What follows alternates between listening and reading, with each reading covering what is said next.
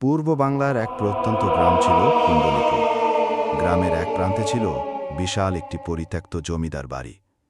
বহু পুরনো এই বাড়ির চারপাশে গাছে ভরা বাগান, আর মাঝখানে ঝুলানো এক ভাঙাচোরা দোলনা। গ্রামের মানুষের ধারণা, এখানে রাতে একা গেলে ফিরে আসা যায় না। এই জমিদার বাড়ির সাথে জড়িয়ে আছে রাজলক্ষ্মী নামের এক নারীর গল্প। রাজলক্ষ্মী ছিলেন জমিদার বংশের মেয়ে, যাকে ষড়যন্ত্র করে বাড়ির দাসেরা হত্যা করেছিল।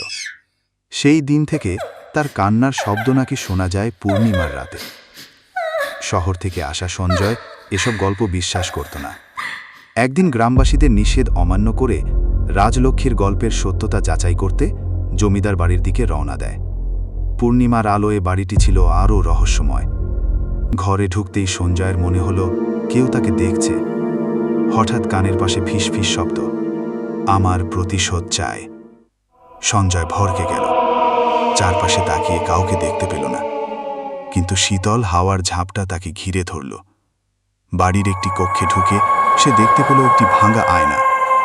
আয়নার সামনে দাঁড়াতেই পেছনে এক নারীর প্রতিচ্ছবি। সাদা শাড়ি, রক্তাক্ত মুখ, চোখে গভীর দুঃখ।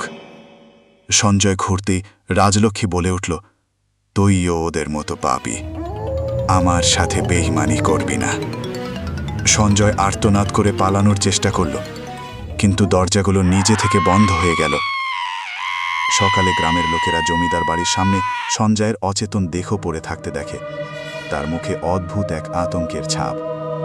সঞ্জয়ের জ্ঞান ফিরে এলে সে শুধু বলতে থাকে, রাজলক্ষ্মী সত্যি, ও এখনো আছে। এরপর থেকে কেউ আর জমিদার বাড়ির কাছে যাওয়ার সাহস করেনি। পূর্ণিমার রাতে রাজলক্ষ্মীর কান্না আজও ভেসে আসে, মিশে যায় বাতাসের কণ্ঠে।